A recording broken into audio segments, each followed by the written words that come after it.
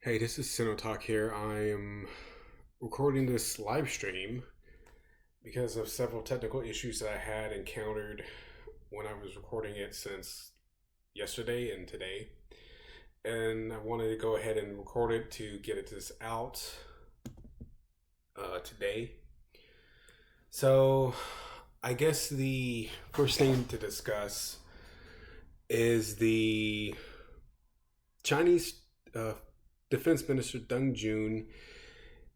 I mentioned him during my first live stream I did a couple of weeks ago about how he was under investigation due to corruption. Well, apparently he came back in public this or last week when he appeared at the or forgive me, not last week, but December 5th when he appeared at the security forum for the security situation in the Gulf of Guinea that was held in Shanghai. Now, one of the things to point out here is that he was not alone. He was also there with the People's Liberation Army Navy Commanding General Hu Jongming. So he was also there at the forum, and so Dong Jun was there, and he delivered a speech. And what was one of the more interesting aspects of it was that the Defense Ministry, the PLA Daily, CCTV, and some other Chinese media, state media outlets, they've put him out there. They had articles that had his name in it. CCTV actually showed him delivering a speech. Of course, no audio was attached to it, but they did show that he was there. But yeah, so it's kind of interesting to see that after a lot of people saying after the back and forth, if we will, that he was under investigation, but he was not under, and the Chinese side said he was in fact under investigation. So it's interesting to see this. And it may not be, it may not indicate, it may indicate that Deng is still under investigation, but he still remains safe. He doesn't have the taint of being associated with now former Central Military Commission member um, Mao Hua, who was suspended due to um, severe due to disciplinary infractions, aka corruption. He doesn't have that stench attached to him just yet. So it will be interesting to see if that changes, and if so, when. So it might maybe a month from now, maybe 6 months from now, or maybe never. So it will be really interesting to see how that goes. The second one is I want to touch upon is South Korea. They decided to do a little um, coup, not coup. Martial law was declared by now former President um,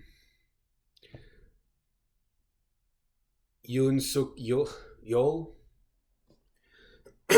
and martial law was declared for approximately 5 hours until the National Assembly voted to override it.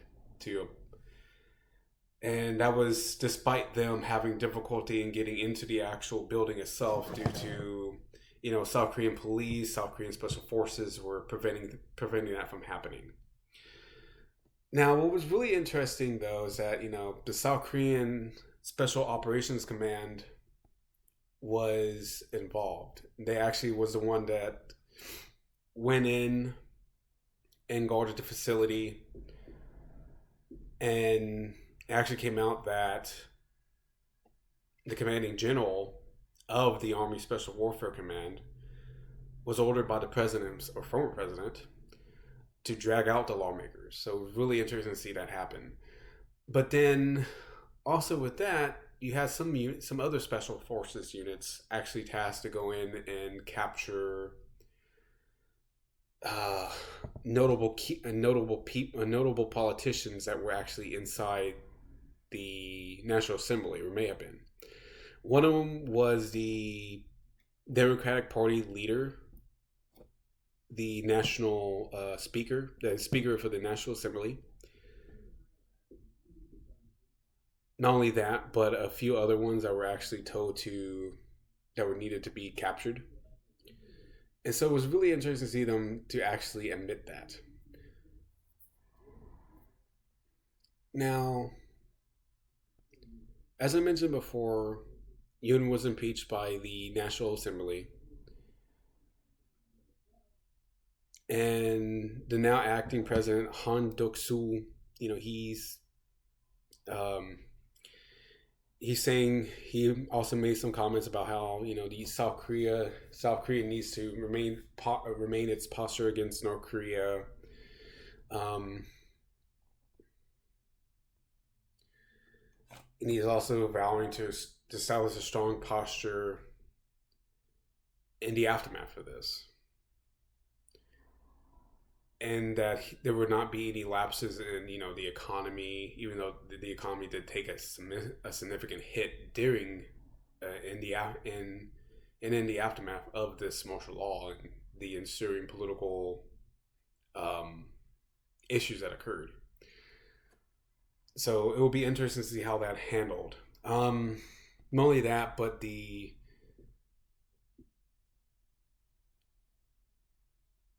looks like the National Assembly will also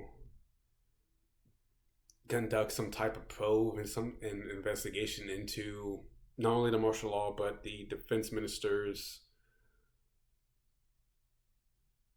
um, place in it, since he was the one who actually advocated or proposed this to Yoon. So it'd be interesting to see that. It'd be interesting to see how that progresses. And not only that, but it turns out that the former defense minister Kim Jong Hwan, he also attempted to take his own life when he in a detention facility on December the 11th. So it's really interesting to see how this all is going. And one of the things that I've always found interesting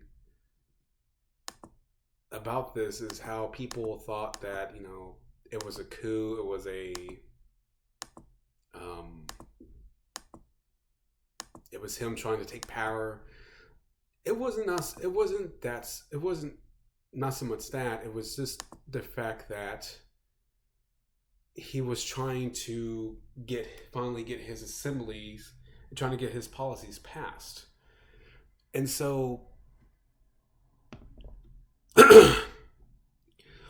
And so what that meant is that, and what that means is that, the Democratic Party, the opposition party, was so against Yoon that they've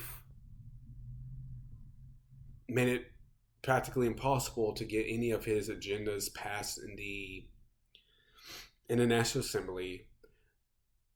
They didn't really they didn't want to compromise with the then ruling party, the People Power Party, and the what seems to be the crux of this was that the downsized 2025 bill that was proposed by the Democratic Party, in which they proposed significant cuts to it than what the Yoon and the PPP wanted.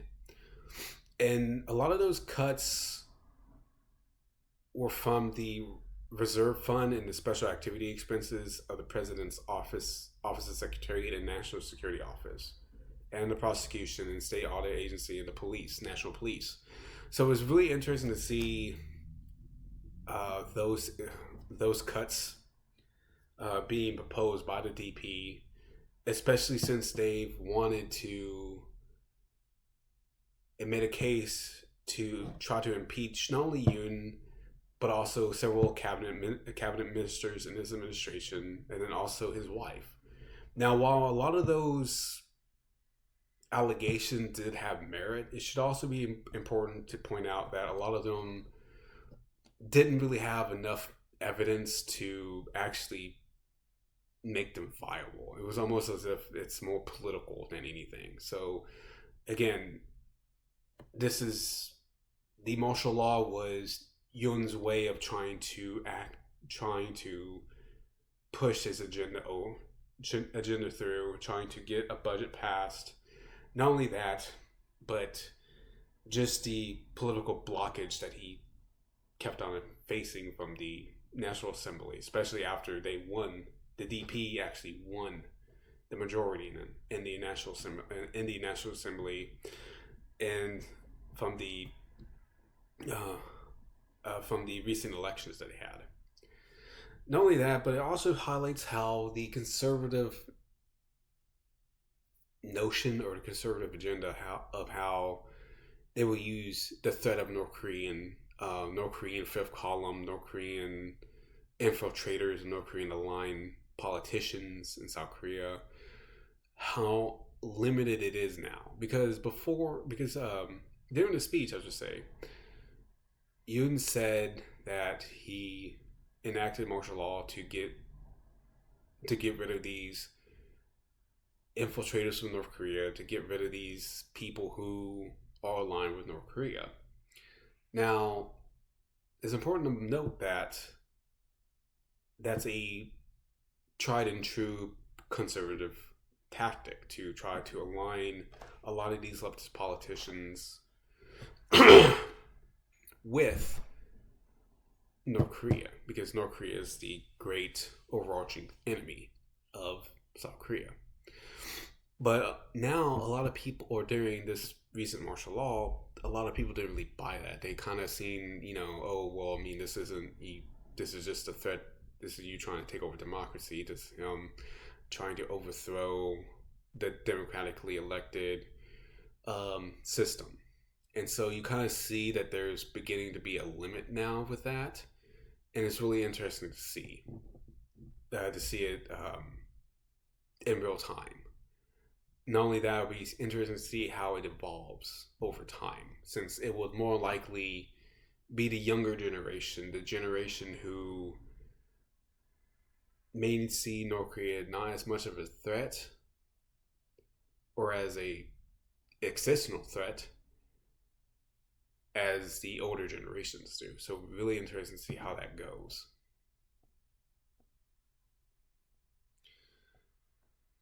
And then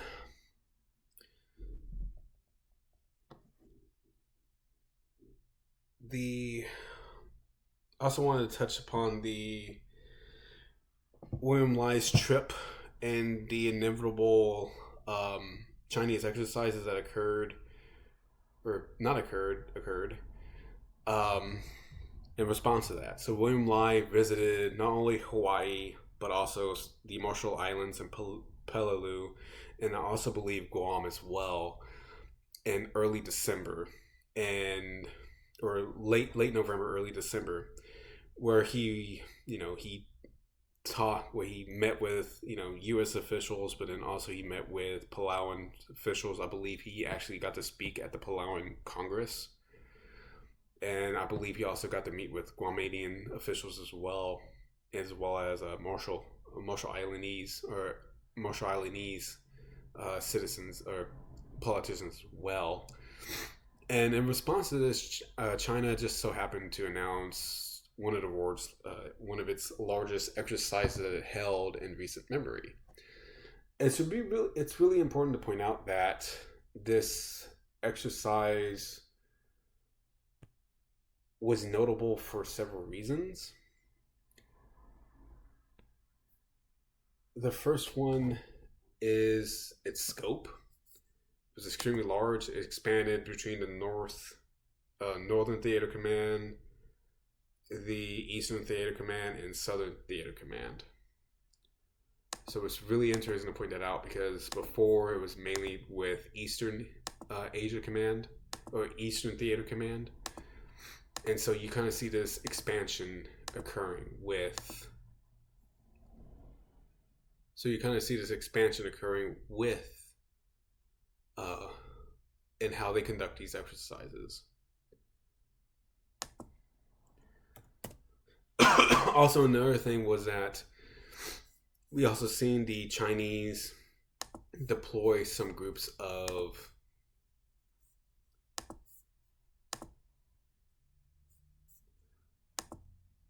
a lower a group of seven Coast Guard ships, around the around Taiwan. And so it's really interesting to see them actually doing that again, in which we actually seen a variation of this during Joint Sword 2024 B. And so it's kind of interesting to see them actually employing this again during this exercise.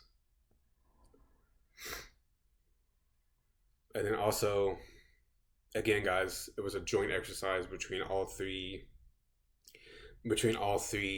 theater commands. So they also deployed a large number of aircraft, I believe 124, maybe upwards to 130 aircraft, jet aircraft, transport, anti-submarine warfare airplanes as well as various naval vessels. Now, one of the things to point out is that it seems as if they were practicing a blockade. Like they want to, as if they're trying to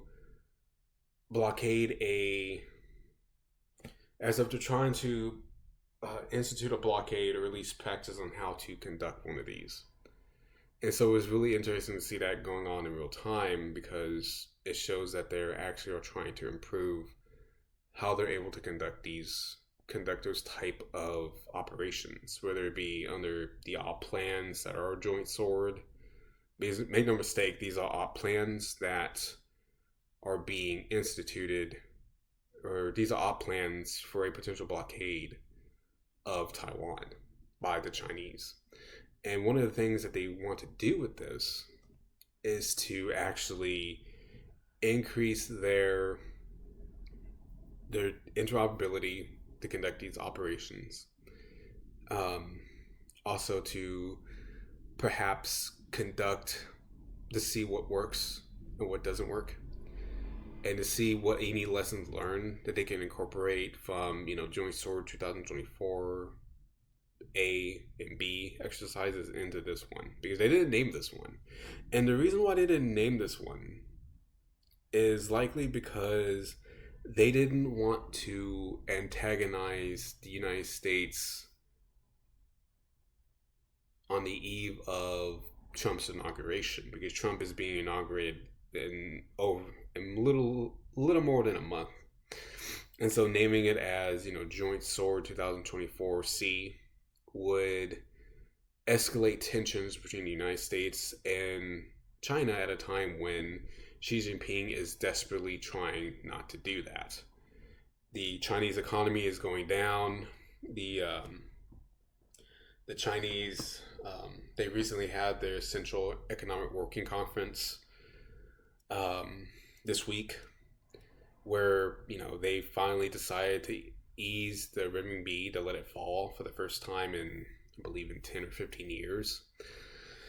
And that shows how afraid they are of the incoming Trump administration, because of what's going to happen.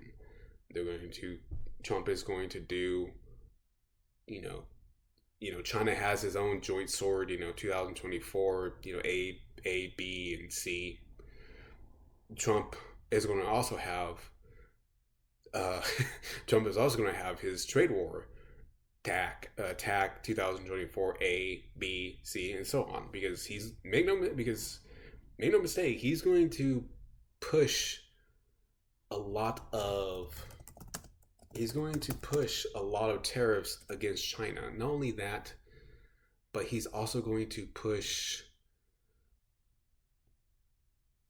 But he's also going to push a lot of policies that would hurt the Chinese economy. And so we're going to see that happen. And it's going to hurt. And it's going to hurt the Chinese economy.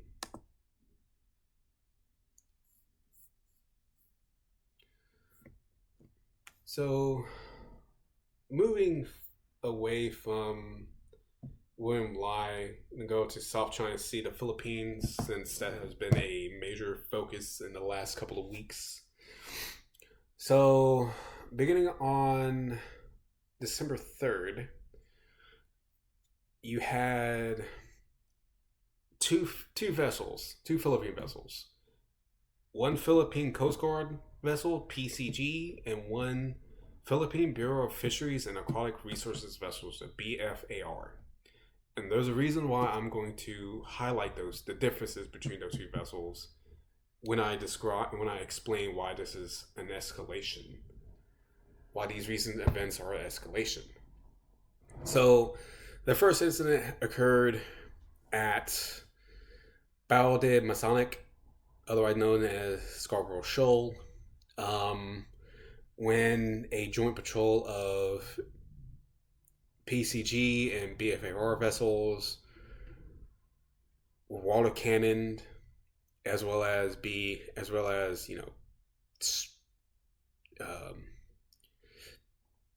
rammed, for lack of a better term, scraped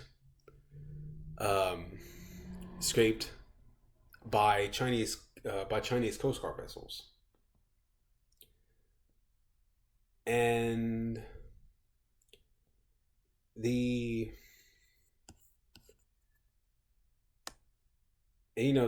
Chinese, they put out their version of events saying that the Philippines started it whenever they intruded upon their territory, aka Scarborough Shoal, which is complete BS, because Scarborough Shoal, according to international law, lies within the Philippines 2000 nautical mile exclusive economic zone. But you see them going through, getting water cannon, getting rammed in the case of the BFR vessel. Not in which, that vessel, which that incident led to what? Let me back up and explain the other incident that happened, or the other two incidents, I should say.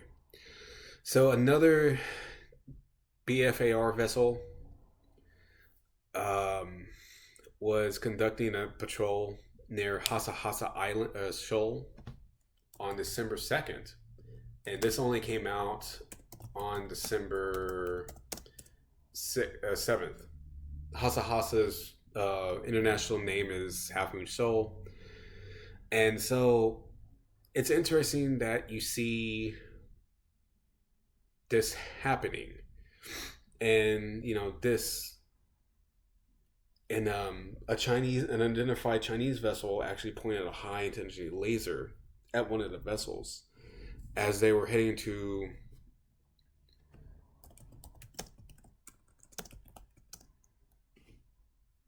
Thatu Island for a maritime patrol. Now, what's really interesting, though, is again the BFFR vessels. No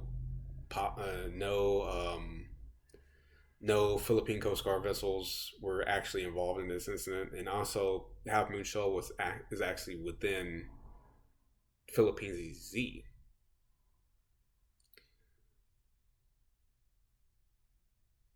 And then finally, this came out yesterday that the Philippine Coast Guard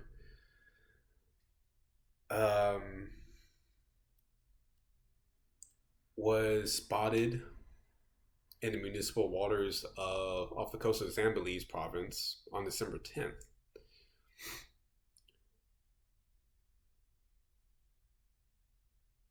Now it was really interesting that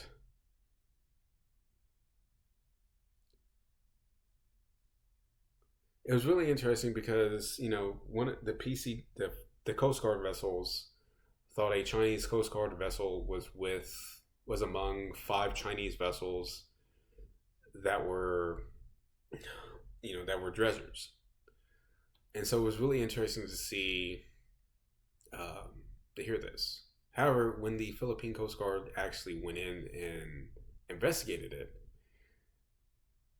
they couldn't find any Coast Guard vessel, Chinese Coast Guard vessel. It was only the three Chinese. It was only three China flag dredgers. Now, in addition to the so-called the Phantom Coast Guard vessel, a Sierra Leone flag dredger was actually supposedly there, but whenever they went in and investigated it, they only found three dredgers present. Now it was really interesting that the PCG came out and said, "Hey, they they think that the dredgers manipulated its automated identification system data, aka or otherwise known as think of it as friend or foe, identify friend or foe in airplane, or broadly similar to that." So it's really interesting to see this happen.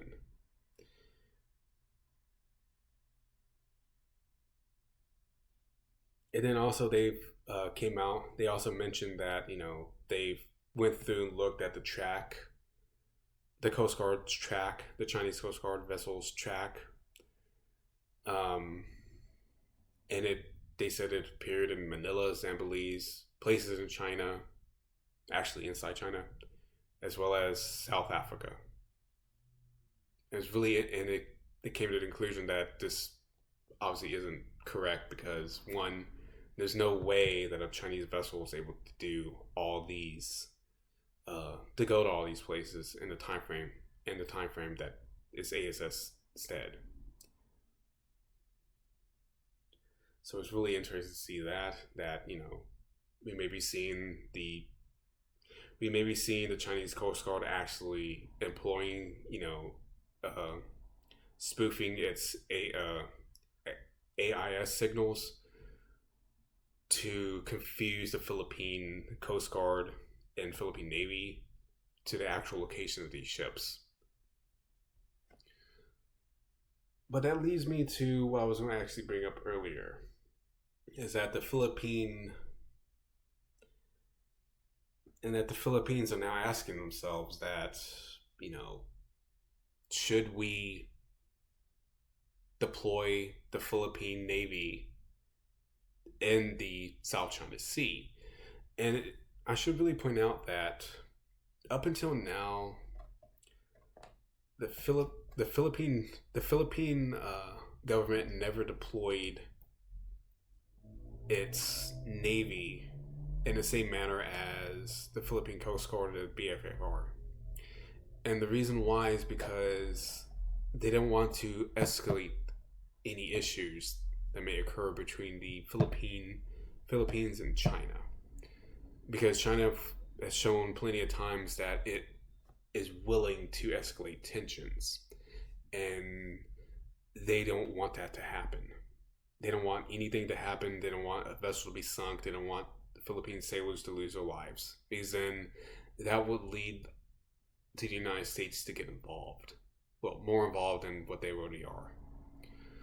And conversely, China doesn't want to see that happen because, again, the United States will have to get involved, in which, you can talk, a lot of people can say, well, the United States, can't really help because, The Chinese have three little islands in the South China Sea that they militarize, and they have anti-ship missiles. They have anti-aircraft missiles. Like that's cool. Um, but the United States military um, can actually deploy and destroy those um, islands with the things called Marines. Really fantastic invention by the U.S. military in the last 250 years. Heavily biased opinion, the greatest warfighting organization ever. Um, that would be literally the only time you'll probably hear a really biased opinion about that, because Marine. But anyways, but anyways, make no mistake. If the United States wanted to take out those islands, we could. It will cause a lot of death, but in conflict, death happens. In war, lives are lost. So, but but going back off the Marine tangent, the Philippine Coast Guard said that the decision rests with Philippine President Marcos, since he is the leader of the country. He will have to make that decision, and he might. And considering all the issues that happen, and now that the Chinese Coast Guard is actually um, conducting these aggressive tactics against the Bureau of Fisheries and Aquatic Resources, a civilian agency, escalates it, because the BFAR is a totally civilian agency. It has no law enforcement powers. If you look at their vessels, they're not white. They're not white hulls. And it's very important to point that out, because white hulls give you additional powers or additional capabilities than regular than other vessels would have. Just like gray hulls gives a country greater capabilities. So a white hull usually means, the Coast Guard or whatever country calls their maritime administration agencies, and gray hulls, Navy. Now, white hulls, they're able to conduct law enforcement activities, law enforcement operations, conduct, able to patrol the EEZs and um, to get those people for trespassers, for poachers, things as that, or other countries trying to encroach upon their territory, aka China. And so it's really interesting to see that happen. So it's really interesting to see that the Chinese are extending these tactics that they used to do against the Philippine Coast Guard to the BFFR now. Now, what this mean? The reason why they could be doing this is because, one, they could see and now consider the BFFR as a legitimate target in their eyes. That this is not a civilian agency. This is auxiliary to the Coast Guard, or whatever they would like to use to rationalize their decisions. But not only that, but it also hurts the Philippines whenever whenever these vessels and their crews get injured, because those rammings, the laserings, they harm people. They hurt the people. It also damages the vessel. So the vessel would have to be put up in dry dock for X amount of time, and depending upon the amount of time the high intensity laser was shown, it could permanently damage a person's eyes. So they won't be able to conduct. They won't be able to be a. They'll be able to. So they won't be able to conduct that job with the BFR anymore. Excuse me. And so that hurts the Philippines' capability in So here's the Philippines' capability to conduct sovereignty operations, to sow the flag, if you will. And that's where, and that's what China is hoping to do, is to push them to the point to where they need to make hard decisions whether or not they want to continue to contest China or how far they are willing to take it. So going from Philippines to across the South China Sea to Vietnam. So the former billionaire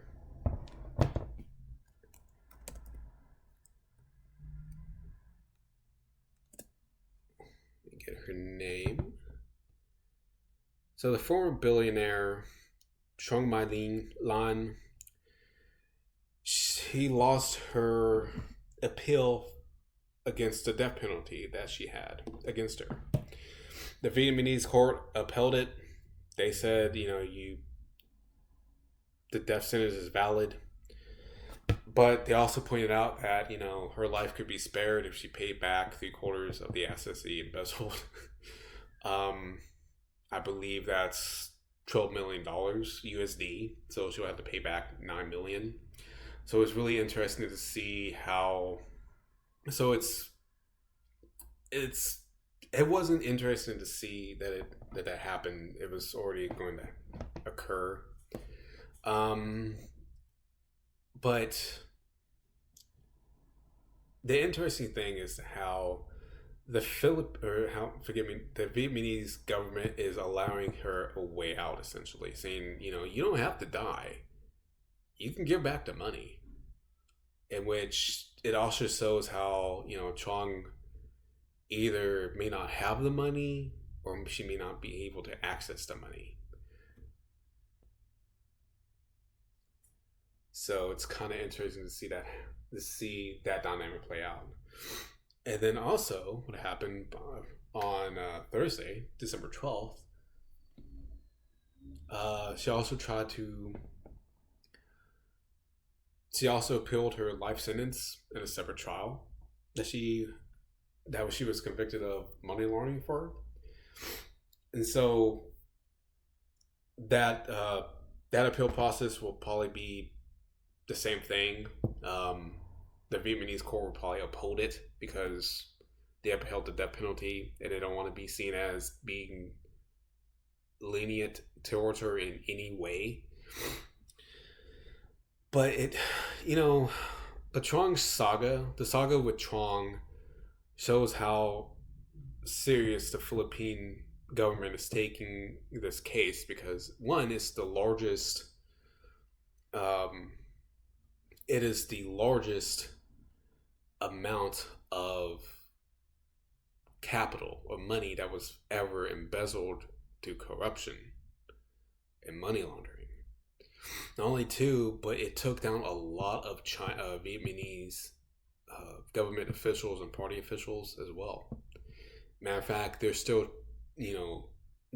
trying to figure out who was actually involved and trying to root out those people. So it's really highlights how the Furnace campaign, anti-corruption campaign of the Vietnamese Communist Party is going in full swing. Nothing's going to stop them from conducting it, even if they have to execute a previously famous property developer for it, or that she gives back $9 million.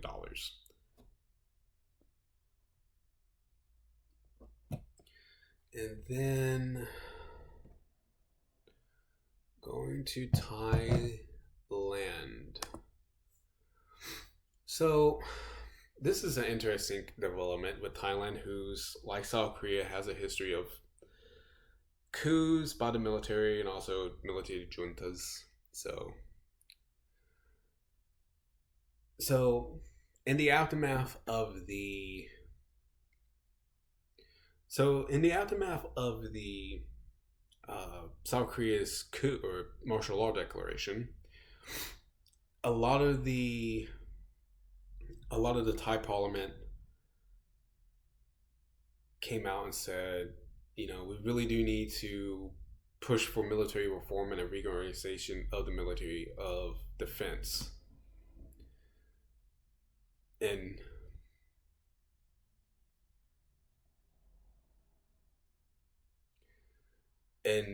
it's essentially because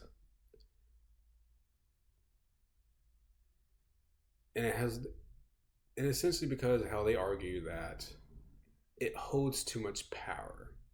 It's kind of interesting that that the People's Party, the Phú Thai Party, made this argument, or at least some Phú Thai politicians, not all, not the actual party itself.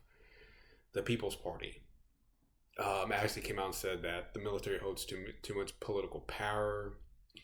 They influence decisions like military policies and budgets, and from their perspective, it underlines democratic principles. And so the bill is designed to, essentially modernize the defense ministry to make it to where the president, as well as the Thai parliament, actually has more leadway or more say in what the Ministry of Defense and military does. Now,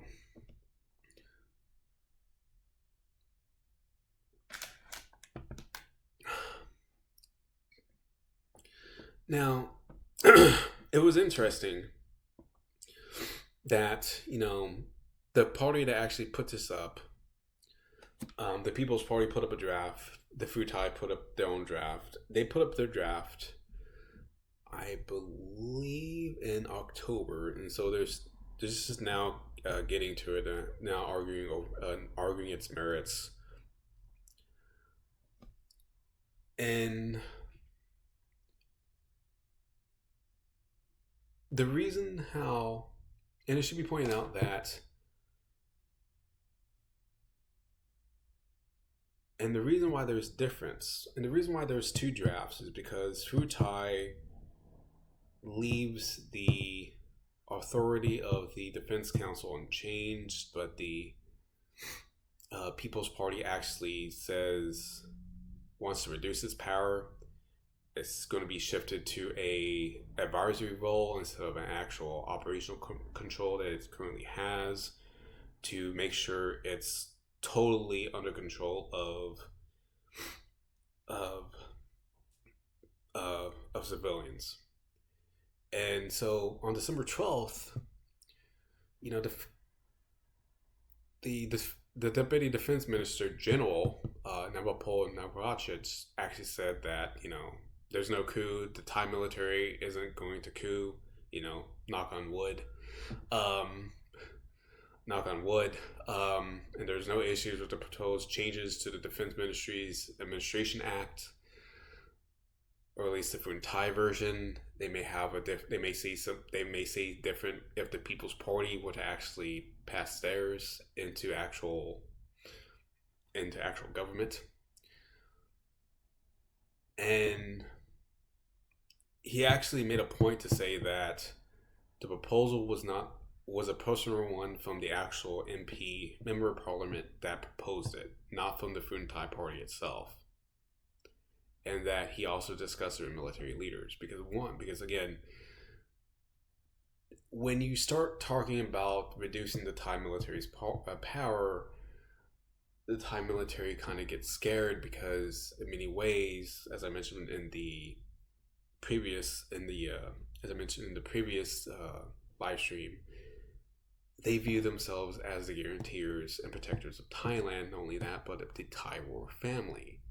So anything to reduce its power, you're going to run into a lot of issues with the Thai military, and which could lead to, ironically enough, a coup. And then, but not only that, but he also ended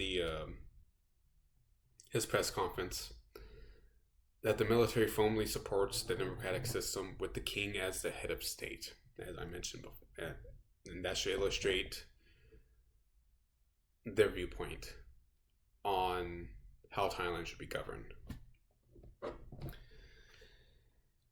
Okay, now to Myanmar. So, one thing to talk about is the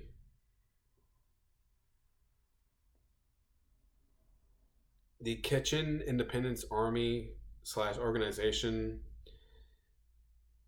The Chinese government invited the KIO for talks. The leader, let's just say, the chairman, General Nanmi Banla, and a delegation for talks.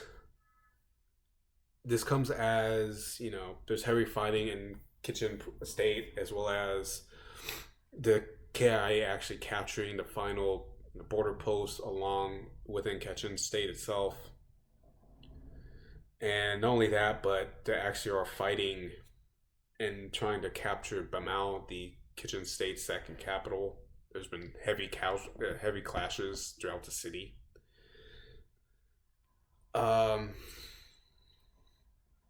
only that, but also comes after the KIA captured seized control of Special Region Number 1, in which that has over 300 rare earth mineral mines, which in some represents more than 50% of global production.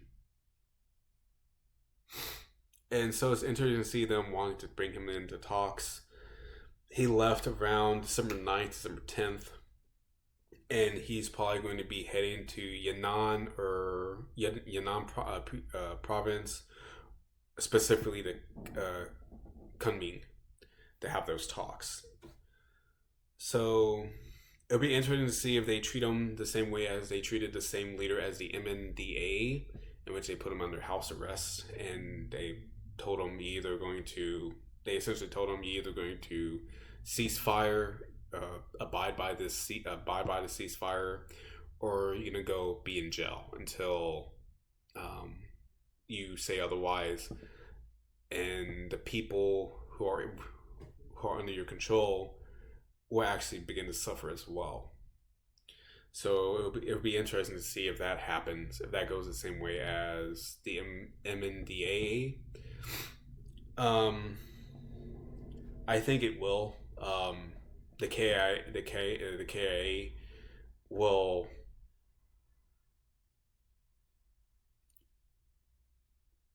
I think it will. Let me change. Let me rephrase that. I think the KO will not stop at its current offensive in Bamao. They're gonna want to capture that city. I think what this meeting is going to be is going to be China actually wanting guarantees from the KIA to actually continue to extract minerals from those sites, because all in all, China doesn't really care about who wins or who wins in the Civil War. Yeah, they want the junta, but that's only because the junta is a reliable partner in their eyes, as opposed to the NUG, National Unity Government. And so they probably want guarantees, so that they probably want guarantees. So they probably want guarantees for the minerals to continue to flow. Also note, there's been an increase in drone attacks against various air bases in eastern, southern, as well as northern Myanmar. A lot of these drones killed were effective at destroying a lot of the buildings, hangars. Some one rays were damaged, but lightly, and they killed some people as well, some personnel. And so that kind of shows how drones are becoming increasingly effective on the battlefield, not only in Ukraine and as well as Syria, but also in Myanmar, which is So it shows you how prolific it's becoming. But it also shows you how the junta military is steadily losing its power or its ability to contest or prevent those drone strikes from occurring. Because before, they had some success in destroying those and, intercepting those drones, excuse me. But now a lot of those drones are just now are able to strike at will, essentially. So it's this will probably continue and will probably intensify as the junta continue to lose control, lose resources, equipment, and men, despite China not helping. Um, and then the Arkan army takes the last base along the Bangladesh border in Rakhine State. Border post. So it's interesting that happened. Um, that happened, I believe, last week or the first week of December, and now they have people prohibiting. And now the Afghan army actually came out and said everyone is now prohibited from moving along the Naf River that separates Bangladesh and Myanmar, or at least on their side, to prevent the regime military from fleeing across the river into Bangladesh to be repatriated later to fight again. Going back to drones, this happened relatively recently on Friday. So the Karani Nationalities Defense Force, ethnic armed organization, or at least one of them that is found within Karani State and made up of Karani ethnic group members. They came out and said that the junta conducted drone strikes using chemical weapons, quote unquote.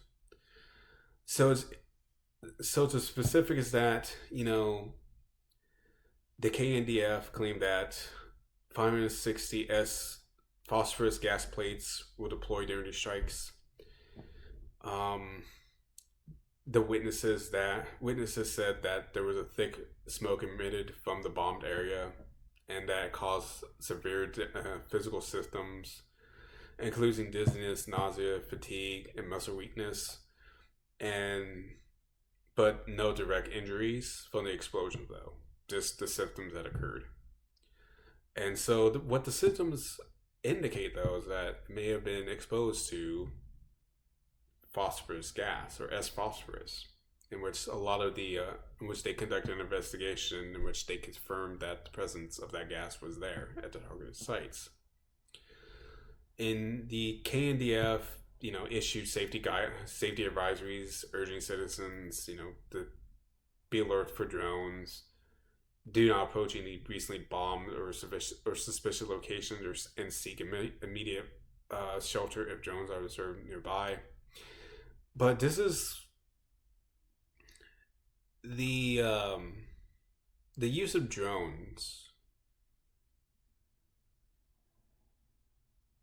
is actually, or the use of drones to deploy chemical weapons in Myanmar is uncommon, but it has occurred, or allegedly occurred, before. But now, there's pictures coming out from the KNDF.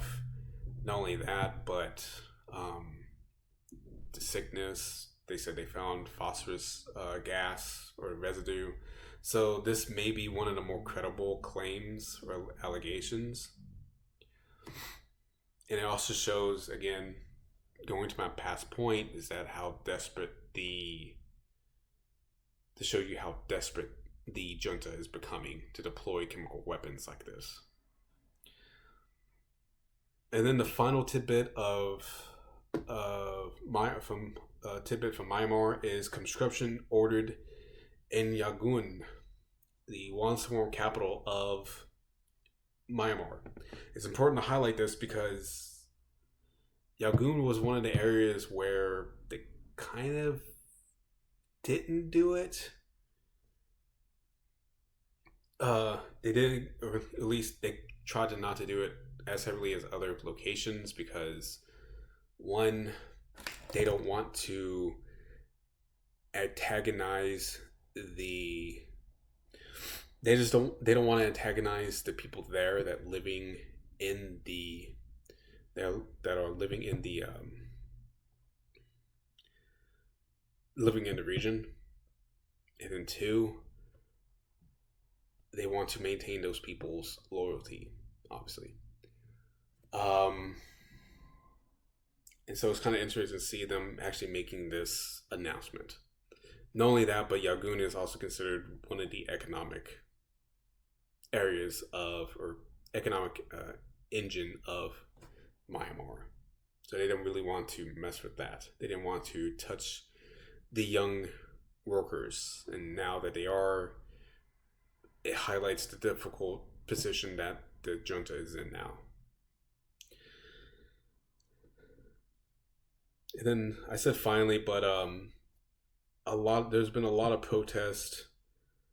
There've been an online protest against the official Facebook pages of the International Criminal Court and Chinese embassies worldwide that were conducted by a lot of the by Myanmar activists who, following the a request by the ICC's Attorney General in late November of an arrest warrant against Myanmar's military leader, Min Aung Hlaing, over alleged crimes committed during the military coup. So again, this illustrates how these protesters are trying to bring attention to the recent ICC arrest warrant. Not only that, but also bring attention to China's role in protecting the junta military leadership, as well as its support for it as well. So things to note, moving on to Oceania, things to note is that Australia and New Zealand issued a joint statement on closer defense relations on December 6th. So,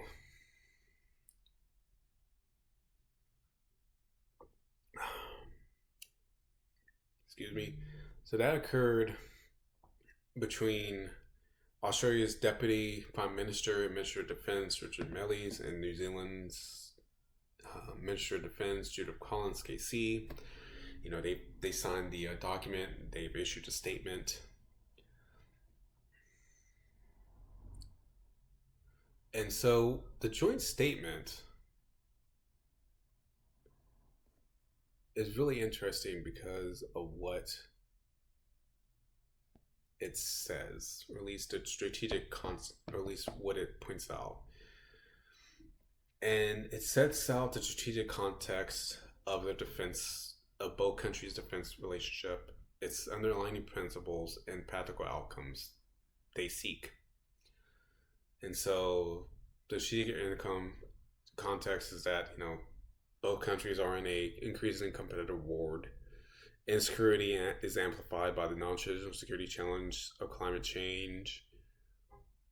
And they also pointed out how, their security environment is more complex than it ever has been since the end of World War II. Also pointed out that the threat posed by hybrid and gray zone threats, especially in the maritime and cyber domains, which is a shout out to China, and also the risk of military miscalculation, escalation is on the rise. Again, shout out to China with honorable mentions to Russia and North Korea, and also said strengthen our alliance, in which they said they reaffirmed their commitment to one another under the 1951 ANZUS Treaty, Australia, New Zealand, U.S. Treaty, that should either nation find itself under attack within the Pacific region, they will act to meet the common danger in occurrence with our respective constitutional processes. And then the statement talked about the five shared defense objectives. So you got contributed to collective security and maintenance of global rules and rules-based order, effective and combined operations, enhance interoperability, support Pacific sovereignty, security, effective defense industry collaboration. So essentially, what this document is Australia and New Zealand attempt at reorientating themselves to a more conventional fight or conventional realities that is within the Pacific region and more broadly the Indo-Pacific. Because, as I mentioned before, China is was indirectly mentioned, and both countries see themselves as being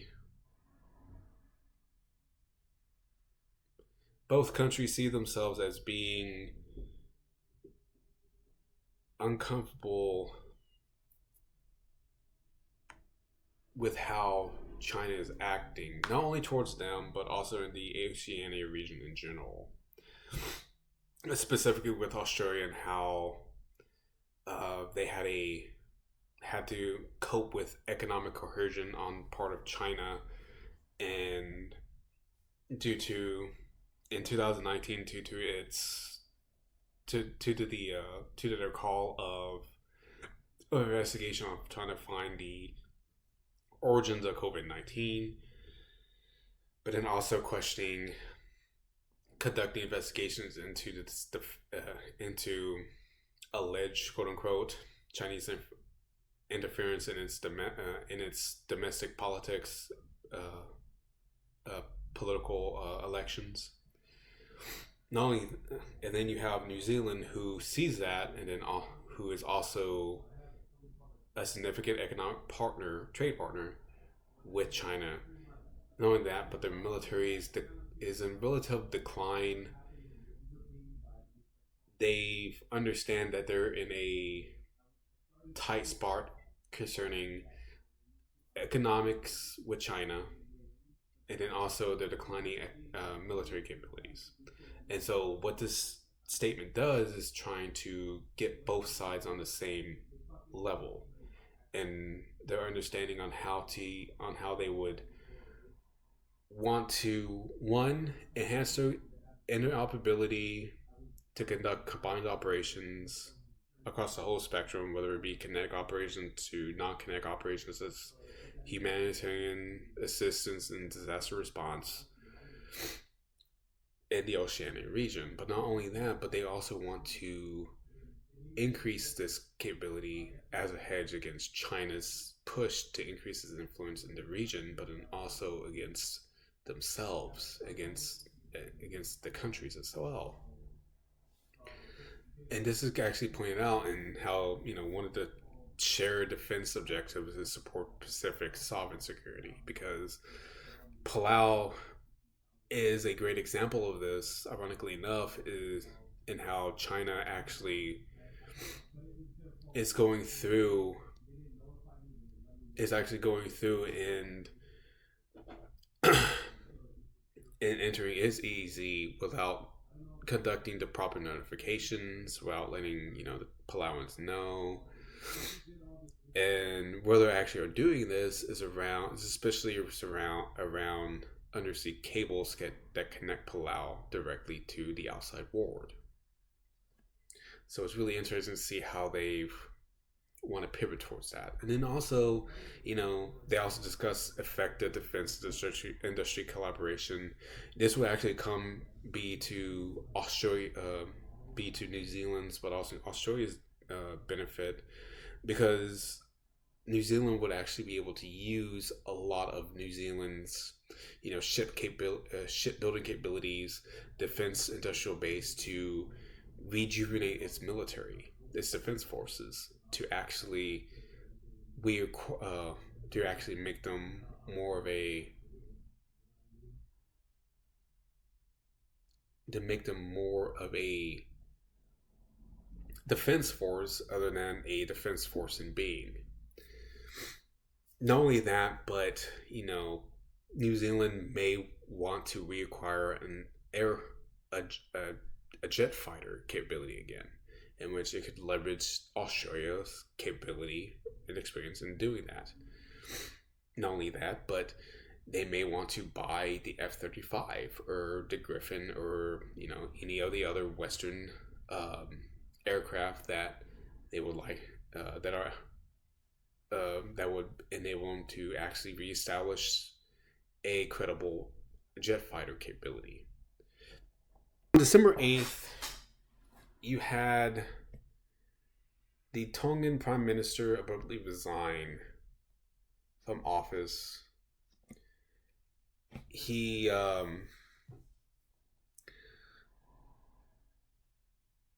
resigned from his position during a vote of no confidence motion that was being tabled against him.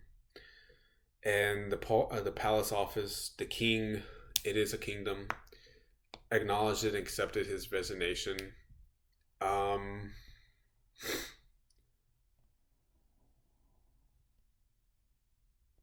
This wasn't the first time that this happened.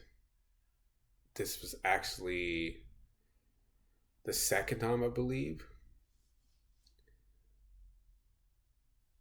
And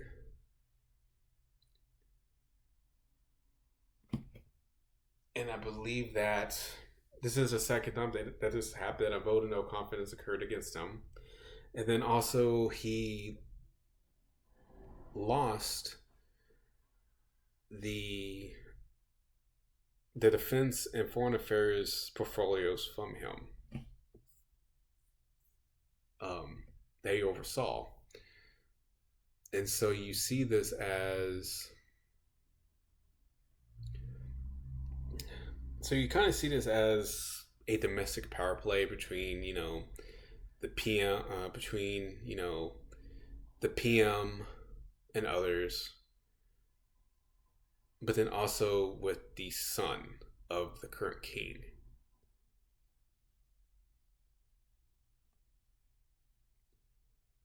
So it's really interesting to see how this. It's really interesting to see that dynamic, because one, this occurs less than a year before the 2025 polls to elect a new government. But then also it comes as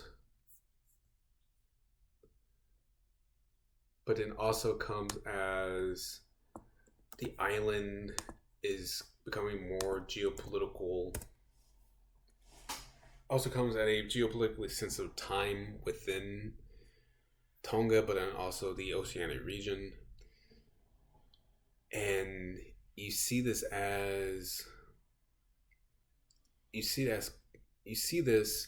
and it's really interesting to see how that it happened this recently.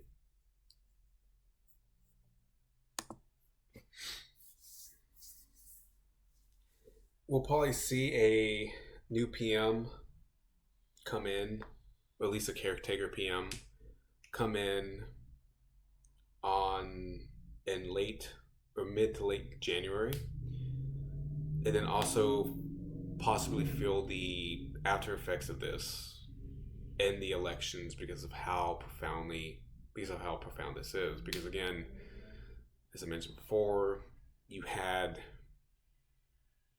the prime minister as well as losing confidence because of the king, who may have been persuaded by his son, who actually received the defense and foreign affairs portfolios, or at least the defense portfolio, from the king, after he took it away from the PM.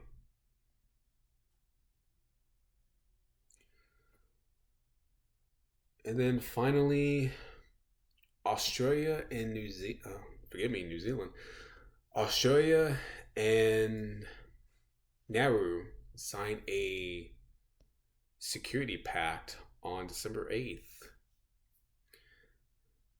And the interesting thing about this pact, or this treaty, I should say, is that it is more sweeping or more substantial than the Filipilao union with Tuvalu. And when specifically, the Australia will provide 100 million in budget support over 5 years, plus 40 million in security support. And also, Australia has to greenlight any third country involvement in security, banking, and telecoms. So, this agreement comes as Nauru actually agreed or changed its diplomatic recognition from Taiwan to China after William Lai was elected president in January of this year. And it's interesting to see that Australia is now signing a really substantial security treaty with Nauru, specifically pointing out that the provision of $100 million in budget support over 5 years, so essentially $500 million, but then also 40 million on top of that for security support. But then also Australia has Nauru actually gave Australia the right to essentially greenlight or at least handle a lot of its defense, foreign affairs, economic, and telecommunications policy, because security, banking, and telecoms. So this is actually a push to prevent China from increasing influence in Nauru from increasing. Not only that, but it wants to prevent the country from becoming beholden to China to the point to where China now has the ability to build bases, build ports. Essentially, they don't want it to become a new Solomon Islands. They don't want that scenario to happen in Nauru. Not only that, but also another thing to point out is that this feels kind of like COFA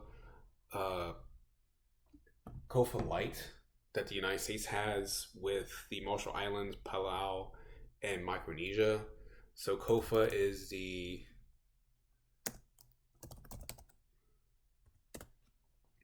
Compact of Free Association.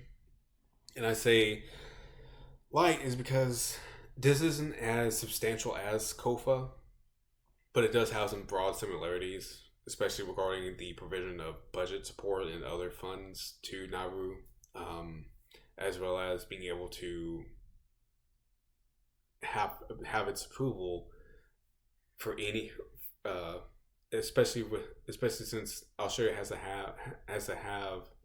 to give its approval to Nauru if it wants to have joint exercises with, let's just say, with Indonesia, or with the United States, or with any other country.